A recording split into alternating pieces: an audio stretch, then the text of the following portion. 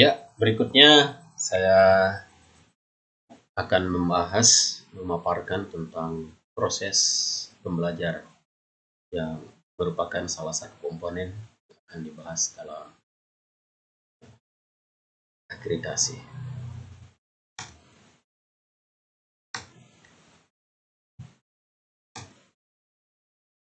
Di sini saya akan menjelaskan satu persatu, yaitu ada dalam proses pembelajaran ada subkomponen atau indikator terdiri dari beberapa yang saya akan jelaskan.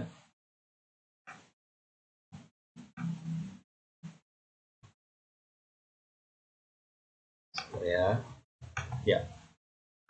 Yang pertama adalah pada subkomponen ke-12, kualitas pembelajaran. Jadi, dalam melaksanakan pembelajaran yang efektif. Efektif apa? Satu, mungkin waktu. Dua, mungkin kapasitas. Tiga, mungkin media pembelajaran. Semua harus efektif. Dan harus sesuai dengan tahapan-tahapan dan kriteria-kriteria yang telah ditetapkan. Yang ketiga, kualitas pembelajaran. Yang ke-13 maksud saya, kualitas pembelajaran dalam melaksanakan penilaian proses dan hasil belajar serta menggunakan hasilnya sebagai dasar perbaikan program berikutnya.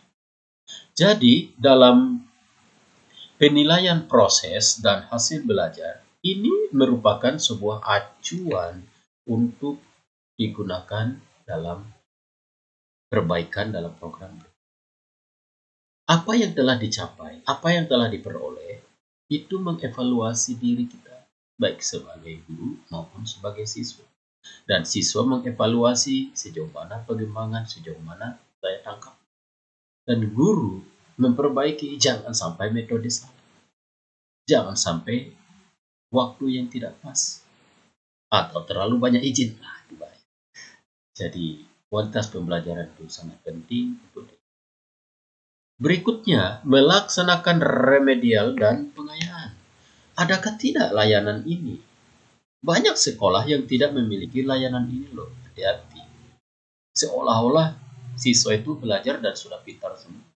Padahal ada tingkatan-tingkatan kemampuan dari siswa itu sendiri. Ada yang bisa, sedang, dan belum bisa. Yang belum bisa ini diadakanlah remedial atau pengayaan. Sehingga tidak ketinggalan. Jangan yang bisa langsung terlalu bisa, yang tidak bisa semakin tidak bisa. Yang kaya makin kaya, yang miskin makin miskin, bahaya sekali. Tidak boleh terjadi dalam pembelajaran. Iklim belajar menunjukkan partisipasi aktif dalam belajar. Tidak tidur, tidak ngorok. Jadi siswa itu betul-betul aktif, guru sebagai fasilitator. Siswa memiliki, kalau siswa sudah aktif, artinya kan istilahnya mereka mampu untuk memecahkan masalah dan capaian-capaiannya sudah berpikir tinggi. Suasana belajar jadi menyenangkan karena aktif. Keaktifan ini penting. Jangan guru terlalu ambil bagian di dalamnya dan melupakan tanggung jawabnya bahwa dia sebagai fasilitator. Sekarang bukan lagi teacher oriented, sekarang adalah student oriented. Iklim belajar ini menunjukkan budaya literasi membaca dan menulis. Jadi perlu ditingkatkan. Membaca dan menulis ini penting. Kemampuan dasar dalam mereka mungkin mampu untuk menyampaikan pendapat, tetapi membaca dan menulis juga harus penting, karena itu modal dan dasar dari literasi itu. Menciptakan suasana belajar yang aman, nyaman, bersih, dan memudahkan siswa untuk belajar. Intinya di situ, suasana menyenangkan, nyaman, Tidak ada hal-hal lain yang aneh-aneh, aman. Jangan sampai orang mabuk mengganggu di dalam, bersih, penuh dengan debu, aduh bahaya. Jadi siswa harus mudah belajar.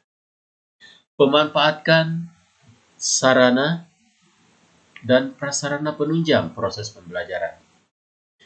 Jadi, dalam memanfaatkan sarana dan prasarana sebagai media dan sumber belajar ini penting sekali. Sudah disiapkan, pemerintah sudah dukung, kepala sekolah sudah siapkan semua, tapi guru malas menggunakan, sama saja. Beli mahal-mahal, ujung-ujungnya bilang, aduh tidak bisa dipakai lagi, karena hilang atau gimana, bahaya. Kualitas pembelajaran di kelas itu dalam melakukan pembelajaran individu atau individualized education program. Ada tugas-tugas yang bisa dikerjakan secara mandiri. Tugas mandiri yang mengukur kemampuan individu dari siswa. Kalau kelompok saja, ya itu saja yang aktif, tapi individunya juga perlu untuk teruji. Kualitas pembelajaran di kelas yaitu dalam menyelenggarakan unit produksi bisnis center dan teknoprak. Ini SMK. Ini SMK. Kekhususan ya. Khusus ya. SMK. Yaitu menyelenggarakan unit produksi bisnis center dan teknoprak. Ada unit produksinya. Jadi apa yang mereka belajar di kelas itu bisa dipraktekkan. Yang berikutnya adalah melaksanakan praktek kerja lapangan, PKL. Jadi dinilai penting. Jangan sampai selesai teori-teori hanya di lab saja, tidak PKL. PKL artinya kerjasama dari instansi di luar, kerjasama dengan tempat-tempat yang mampu untuk menampung mereka sesuai dengan jurusan yang mereka ambil. Ini penting di dalam komponen-komponen proses pembelajaran. Ada 1, 2, 3, 4, 5, 6, 7. 7 itu dalam umum, 8, 9, 10 SLB dan SMA ada kekhususan. Penting lakukan dengan baik supaya pendidikan itu juga maju. Terima kasih. Salam dari saya, Rasinus.